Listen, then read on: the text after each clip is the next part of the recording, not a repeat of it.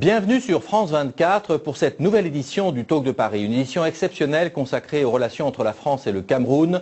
Entre la France et le Cameroun, c'est une longue histoire et c'est aussi une longue histoire entre la France et notre invité, le président Paul Biya, que je salue. Et Monsieur le Président, je dois dire que votre parole est rare car vous n'avez pas accordé d'interview à une télévision française depuis 20 ans. Je vous remercie donc d'avoir choisi le Talk de Paris. Je dois rappeler aussi qu'on vous a surnommé le Sphinx, parce que vous êtes un homme qui parlait peu et donc quand vous parlez, on vous écoute avec attention. Je voudrais tout d'abord vous demander, puisque vous êtes à Paris, que vous avez rencontré le président Sarkozy, comment vous pourriez qualifier ces relations aujourd'hui, cette nouvelle page qui s'ouvre des relations franco-camerounaises, et d'abord, comment ça va personnellement avec le président Sarkozy?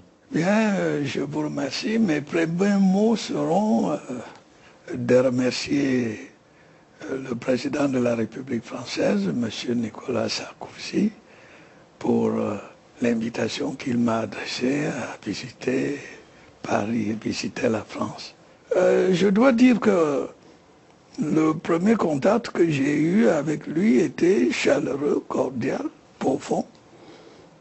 C'était un politicien chevronné, un homme qui connaît les problèmes, connaît l'Afrique. Et je suis tout à fait heureux de noter cette continuité dans la relation entre la France et le Cameroun. Alors vous dites continuité et en même temps Nicolas Sarkozy incarne une certaine rupture, un nouveau ton, un nouveau style. Est-ce qu'il y a rupture ou nouveau style, nouveau ton entre la France et le Cameroun aussi? Et est-ce qu'on a tourné la page de ce qu'on a appelé la France-Afrique? À vrai dire, d'un bon point de vue, je pense qu'il y a peut-être plus rupture dans la forme, mais continuité dans le fond. Maintenant, la nouvelle politique africaine de la France est en cours d'élaboration. Peut-être qu'il y aura des changements, mais je crois que la rupture est surtout formelle. Nous pensons qu'il y a une certaine continuité. Qu'est-ce que vous attendez de la France et de Nicolas Sarkozy en particulier? Ce que nous attendons de la France, c'est qu'il continue à accorder une coopération, une amitié à l'Afrique. Nous avons des liens anciens, des liens culturels. Au moment où nous assistons à l'impérialisme linguistique de certaines langues, il n'est pas inutile de préserver un espace où on parle français. Puis je crois quand même que la France est un grand pays, membre permanent du Conseil de sécurité, et quelquefois dans les affaires du monde, ces grands pays peuvent avoir besoin des voix des pays africains. Nous attendons qu'on continue la relation économique, culturelle, financière qui a toujours existé. Je l'ai dit en commençant cette émission, vous êtes l'un des doyens du continent, vous êtes au pouvoir depuis maintenant près d'un quart de siècle, et donc vous êtes d'une certaine manière l'un des symboles de cette France-Afrique d'avant. Est-ce que la page est tournée? Est-ce qu'elle est en train de se tourner? Elle est en train de se tourner. Je crois que c'est la relation avec la France, les formes extérieures qui vont changer. Je crois que la concertation va continuer. Et puis, je pense que le président Sarkozy veut mettre l'accent sur le partenariat. Il veut que les Africains eux-mêmes disent ce qu'ils attendent de la France. Il ne faut pas que ce soit des actes unilatéraux, on dit on vous fait ceci, on vous fait cela. Demande qu'est-ce qu'on peut faire ensemble. Et je pense qu'il y a déjà là un début de changement. Tout à l'heure, je ne crois pas dévoiler un secret, j'ai invité le président de la République à faire une visite au Cameroun. Il a accepté immédiatement et avec joie. J'observe donc qu'il veut maintenir une continuité, une discussion ouverte. Il veut savoir ce que les Africains veulent et la France verra ce qu'elle peut faire. Et geste important, la France a contribué à annuler une grande partie de la dette, ce qui vous permet à vous de partir d'un bon pied. Oui, bien sûr. J'en ai profité, j'ai profité de l'occasion pour remercier le président Sarkozy pour ce geste que la France a fait, la France a annulé une bonne partie de notre dette. En langage codé, on parle de C2D.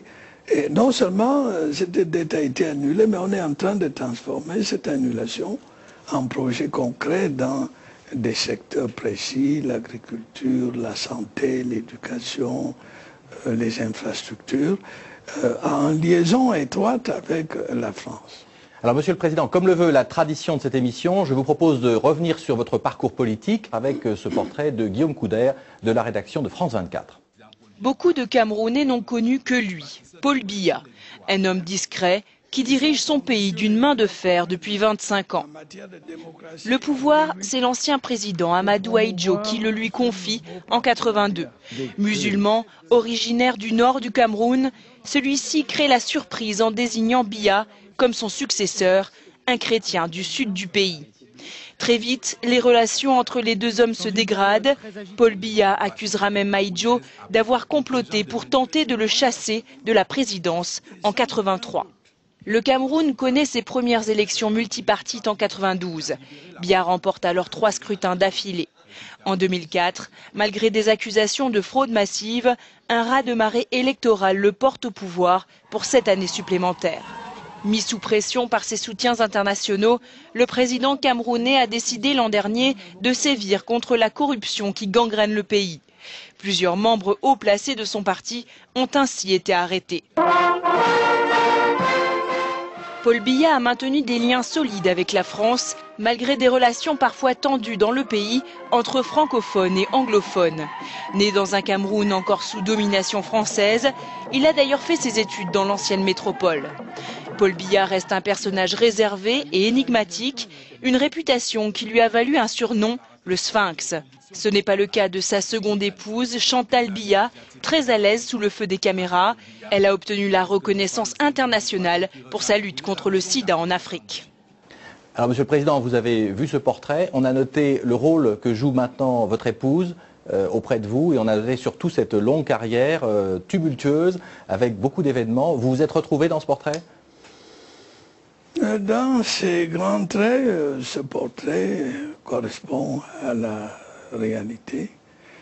Bon, bien sûr, il ne m'arrive pas souvent de donner des interviews, mais j'en ai fait.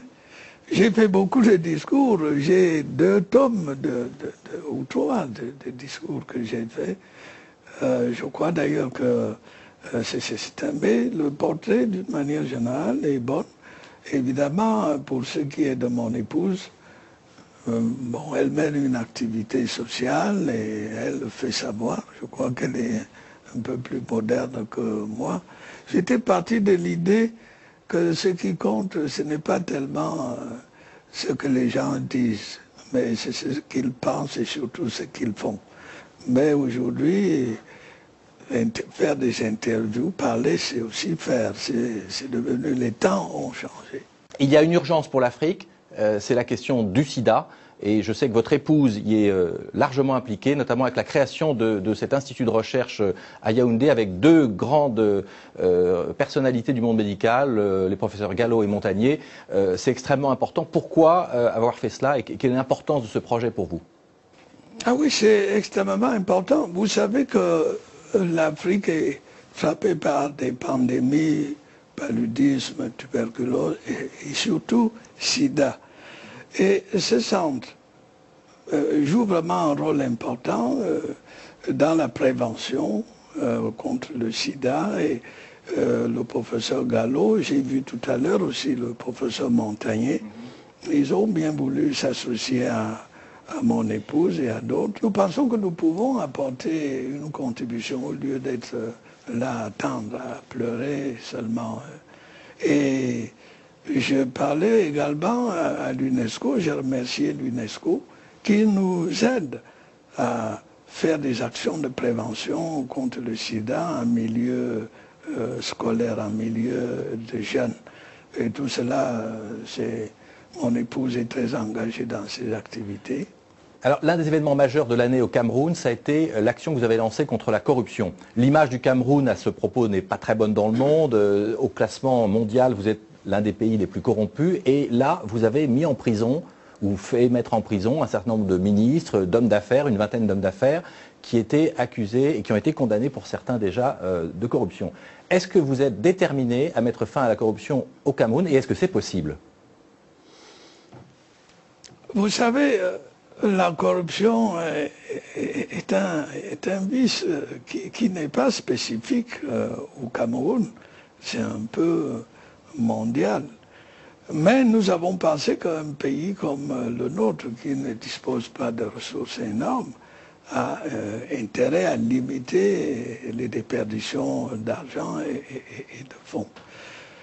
Nous sommes déterminés à aller de l'avant. Et nous avons non seulement procédé à des arrestations, comme à des traductions de responsables devant les tribunaux, nous avons mis en place un certain nombre de structures, une commission nationale de lutte contre la corruption qui est à pied d'œuvre, une agence pour lutter contre le blanchiment d'argent. Nous pensons arriver à de bons résultats. Tenez, je peux donner quelques résultats. Par exemple, les recettes du port de Douala, avant cette lutte, avaient atteint un certain niveau, mais dès qu'on a commencé à appliquer la lutte contre la corruption, ces recettes ont augmenté de 30 ou 40%.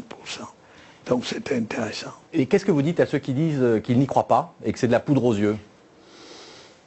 Ce n'est que par le temps, avec le temps, qu'ils verront que ce n'est pas la poudre aux yeux.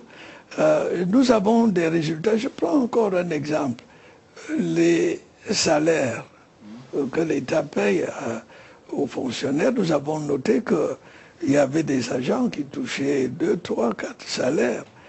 Eh bien, grâce aux mesures d'assainissement du fichier solde, eh bien, nous avons économisé quelques milliards par mois.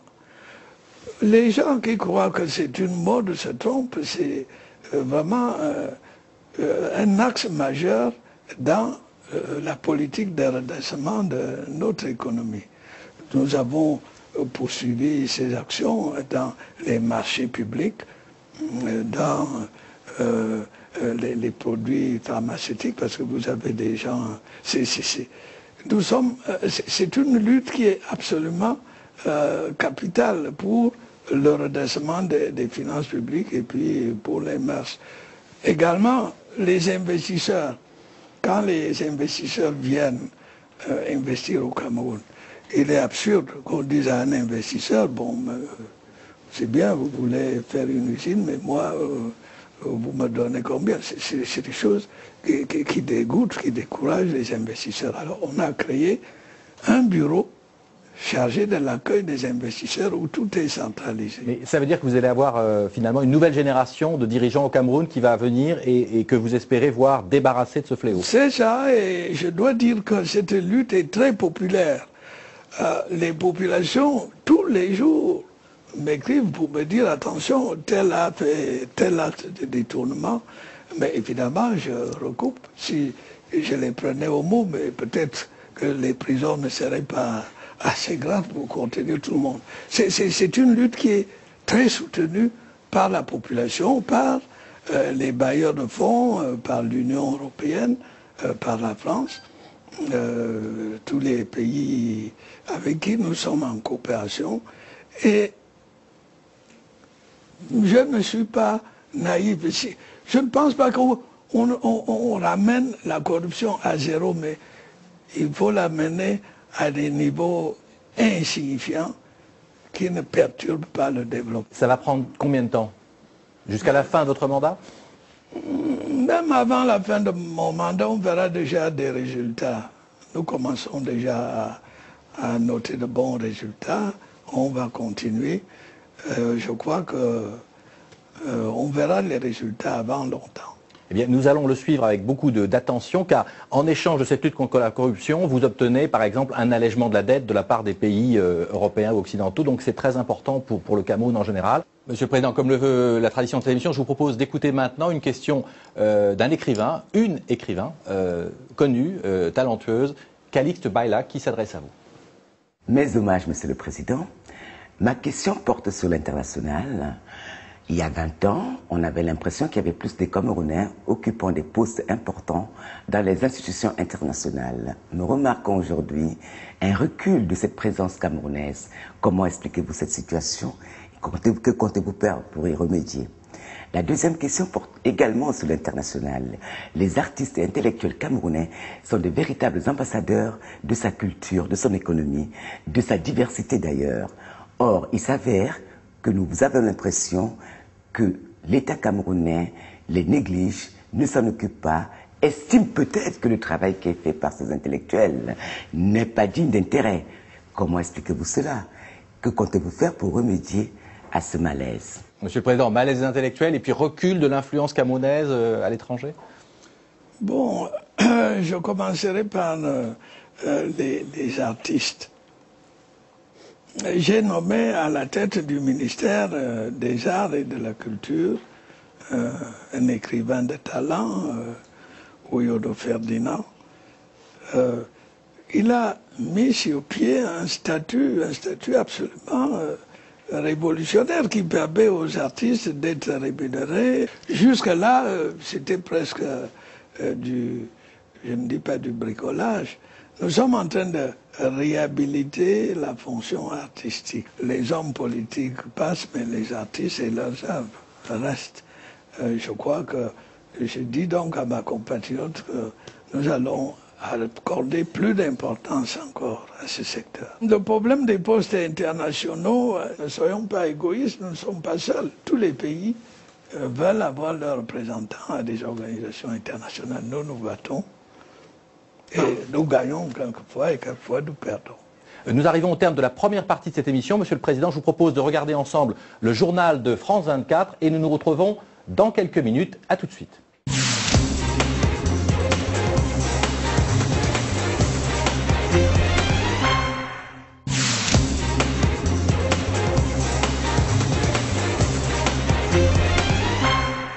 Retour sur le plateau du Talk de Paris pour cette émission spéciale avec notre invité, le président du Cameroun, Paul Biya.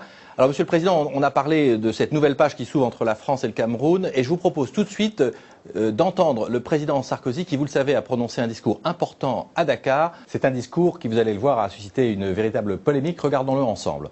Le drame de l'Afrique, c'est que l'homme africain n'est pas assez entré dans l'histoire. Le paysan africain, qui depuis des millénaires vit avec les saisons, dont l'idéal de vie est d'être en harmonie avec la nature, ne connaît que l'éternel recommencement du temps, rythmé par la répétition sans fin des mêmes gestes et des mêmes paroles. Dans cet imaginaire où tout recommence toujours, il n'y a de place ni pour l'aventure humaine, ni pour l'idée de progrès. Dans cet univers où la nature commande tout, l'homme échappe à l'angoisse de l'histoire qui tenaille l'homme moderne. Mais l'homme reste immobile au milieu d'un ordre immuable où tout semble être écrit d'avance. Jamais l'homme ne s'élance vers l'avenir. Jamais il ne lui vient à l'idée de sortir de la répétition pour s'inventer un destin. Alors, Monsieur le Président, votre commentaire? Bon, j'ai écouté et lu ce discours. Je crois qu'il mérite d'être lu et relu. Certains l'ont jugé colonialiste, d'autres raciste, et puis le président sud-africain a dit « pas du tout, c'est un bon discours ». Si vous voulez mon avis, je suis plus proche du point de vue du président sud-africain. Il me semble que ces discours posaient les jalons d'une nouvelle ère de coopération entre la France et l'Afrique. C'est un discours qui s'adressait aux adultes. Ce que moi j'ai surtout retenu, c'est que les Africains cessent de se plaindre du passé colonial, de parler de l'aliénation coloniale. et qu'ils assument ce double héritage, l'héritage africain qui est le leur, qui est inné, et ce qu'ils ont pu acquérir grâce au contact avec les milieux occidentaux, et qu'ils s'élancent vers l'avenir. Et je crois que c'est ce qu'il faut faire. Nous allons vers une civilisation de métissage. On ne peut pas aller à l'universel en se repliant sur un âge d'or précolonial. Nous sommes un peu tout ça, on est africains. Il y a eu l'apport de l'Occident, il y a eu l'apport des religions chrétiennes et musulmanes. Nous sommes faits de tout cela. Mais l'important, c'est de se projeter vers l'avenir et d'entrer dans la modernité. Le président Sarkozy parle aussi d'immigration choisie. Est-ce que vous êtes d'accord? Bon, en ce qui concerne l'immigration, je m'abstiendrai de donner un accord. L'immigration est un domaine de politique intérieure. La France est un pays ami, mais elle définit souverainement sa politique d'immigration. Ce que nous avons à faire, c'est nous adapter et peut-être faire quelques suggestions ou des souhaits, dire que cette nouvelle politique d'immigration, nous souhaitons qu'elle soit appliquée avec humanité et avec souplesse. Mais certains de vos collègues africains ont dit chez nous, il n'y a pas de générosité ou d'hospitalité choisie, on accepte tout le monde, on invite tout le monde et tout le monde est le bienvenu. Oui, c'est chez nous, ici c'est la France. Et le test ADN, vous savez que la France vient de passer une loi qui autorise donc, dans certaines conditions, avec un contrôle, les tests ADN pour voir quelles sont les filiations des enfants, par exemple, qui veulent venir en France. Est-ce que ça vous a choqué, comme ça a choqué d'ailleurs certains ministres français du gouvernement de Nicolas Sarkozy? Ou est-ce que vous êtes plus réservé? C'est un débat intéressant qui oppose les moralistes, les politiciens, les juristes. Là encore, c'est un aspect d'une réglementation générale sur laquelle je me refuse à m'exprimer s'agissant d'une loi d'un pays. Mais au Cameroun, est-ce que ça a été bien pris, ce test ADN? Ah, au Cameroun, il y en a qui ont rejeté. Je crois que la plupart n'acceptent pas le test ADN. Et vous?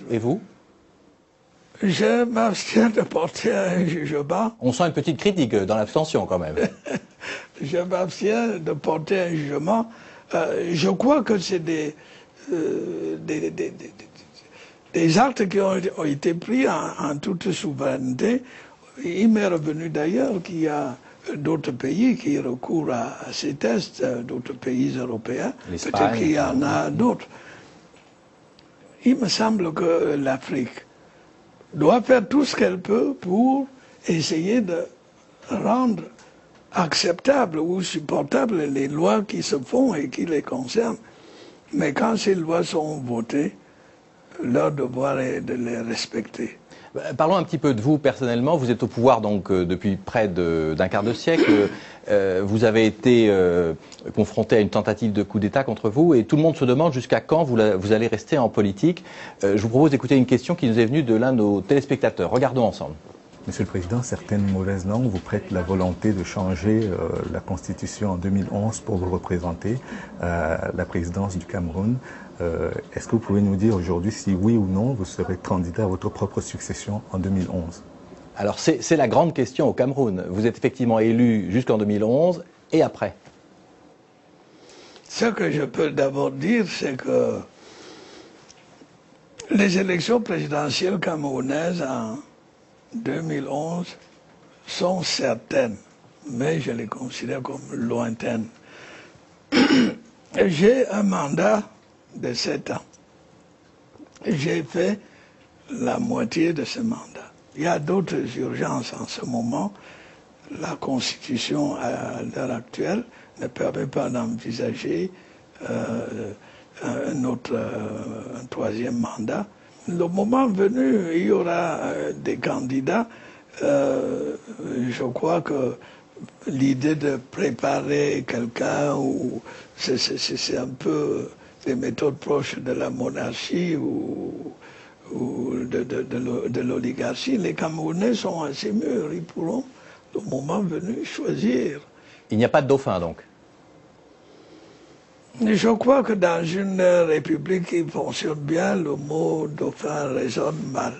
Alors, il y a aussi des Camerounais qui, sans attendre 2011, vous demandent un peu plus de dialogue pour justement aller dans le sens de la démocratie. Écoutons cette autre question de l'un de vos compatriotes. Monsieur le Président, nous venons de vivre des élections couplées municipales et législatives le 22 juillet dernier et des partielles le 30 septembre. Au cours de ces élections, nous avons noté une importante abstention, moins de 15% d'électeurs inscrits dans certaines circonscriptions, ce qui correspond à moins de 7% du potentiel électoral, voire beaucoup moins, compte tenu du fait que les chiffres du recensement du dernier recensement ne sont toujours pas publiés. Monsieur le Président, admettez-vous l'idée qu'un dialogue national basé sur une réconciliation véritable avec le retour de la dépouille du président Ahidjo, un dialogue avec vos opposants, y compris M. John Fundi, que vous n'avez toujours pas rencontré en 17 années de multipartisme? Alors c'est la question fondamentale du dialogue entre un président et son opposition. Est-ce que c'est possible au Cameroun? D'abord, les statistiques qu'il donne sont évidemment sujettes à contestation. L'abstention n'était pas aussi importante. Je note aussi d'ailleurs que dans le monde, il y a une tendance à l'abstention dans les votes. Les élections ont enregistré une participation au moins égale à la moyenne, à 60%. Il y avait des régions où on votait à 90%. Bon. Voilà pour les statistiques. Quant au dialogue, nous sommes pour le dialogue. Je prends les élections du 22 juillet dernier, les élections législatives et municipales. Nous les avons gagnées. Nous avons gagné 140 députés et encore 13 pendant les partielles. Nous pouvions occuper tous les postes. Qu'est-ce que nous avons fait? Eh bien, on a ouvert un dialogue avec les partis politiques pour leur dire, bon, il faut partager. Nous vous demandons de vous associer à nous dans la gestion du parti. On l'a fait à l'Assemblée nationale. Le bureau de l'Assemblée nationale comprend les membres de mon parti, mais aussi les membres des partis d'opposition, les commissions à l'Assemblée, les postes de vice-président. On s'est réparti cela. Après un dialogue difficile, un dialogue où l'opposition, malgré sa défaite, demandait à présider l'Assemblée nationale, vous vous rendez compte? Bon, ben ils ont fini par accepter les vice-présidences. Il a cité le cas du leader de l'opposition, Fundi. C'est vrai qu'on ne s'est pas rencontré, mais je peux le dire aujourd'hui et il ne me démentira pas. On avait pris rendez-vous pour discuter. Il a choisi le village, mon village qui n'est pas loin de Yaoundé. J'étais d'accord. Puis au dernier moment, c'est lui qui n'est pas venu. Nous dialoguons avec les leaders de l'opposition et ça, je m'inscris en faux contre. Et donc vous seriez d'accord pour le revoir? Mais je suis prêt à le rencontrer. Je n'ai pas de problème. Je n'ai aucune espèce de mépris contre qui que ce soit. Une bonne partie des membres de mon gouvernement viennent de l'opposition. Mais évidemment... Donc vous êtes comme Nicolas Sarkozy en France, voilà, vous faites venir... je fais presque là. Évidemment, les membres de mon parti ne sont pas très chaleureux, mais je leur dis il faut partager. Donc le Cameroun est en train de changer, c'est ça votre message? Le Cameroun est en train de changer, je le fais depuis, même avant ces élections, nous étions majoritaires, mais j'ai donné des portefeuilles aux partis étrangers, aux partis d'opposition. Le problème du rapatriement de la dépouille de l'ancien président, pour moi, est un problème qui relève de sa famille. Si la famille de mon prédécesseur décide de faire transférer les restes du président Ahidjo, c'est une décision qui ne dépend que de... Je n'ai pas d'objection, d'observation à faire. Dernier chapitre de cette mission spéciale, Monsieur le Président. Le Cameroun va jouer un rôle essentiel dans la mise en place de la force internationale européenne au Darfour, au Tchad, en Centrafrique, puisqu'elle va accueillir le passage des soldats qui vont aller vers les zones concernées. Et puis également, vous allez former près de Yaoundé un certain nombre d'officiels qui vont participer au maintien de l'ordre. Alors, c'est important d'avoir un Cameroun stable et qui accepte cette contribution. Vous pouvez nous le confirmer? Je peux vous confirmer que c'est un acte de confiance vis-à-vis du Cameroun. Et nous pensons aussi que c'est dans l'intérêt du Cameroun. Nous avons une position assez centrale, assez stratégique. Il se trouve qu'il y a des zones de perturbation non loin du Cameroun. Nous avons demandé à l'OUA, à l'ONU et à l'Union européenne de nous aider à stabiliser la région. Je viens encore de remercier le président de la République française pour l'action très décisive qu'il a conduite dans ce domaine. Donc, il faut aussi que nous apportions notre contribution. Nous sommes prêts à accueillir d'abord ces écoles de formation et nous avons donné aussi notre accord pour aider au convoyage des matériels. Et vous allez également contribuer à la force elle-même, la force hybride? Nous sommes déjà en train de contribuer. Nous avons des policiers en Côte d'Ivoire, au Darfour, au Tchad, en République démocratique du Congo, on en a à Haïti.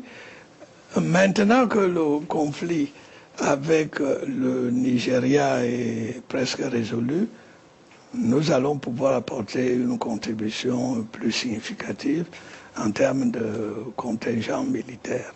Nous le faisons avec joie pour participer à la remise en ordre des économies et des États de la région. C'est notre intérêt aussi. Et effectivement, car c'est une crise grave qui a déjà fait plusieurs centaines de milliers de morts, 200 000 morts au Darfour. On va réussir à régler la crise du Darfour, à votre avis? Je pense qu'il faut essayer. Il n'est pas nécessaire d'espérer pour entreprendre, ni de réussir pour persévérer.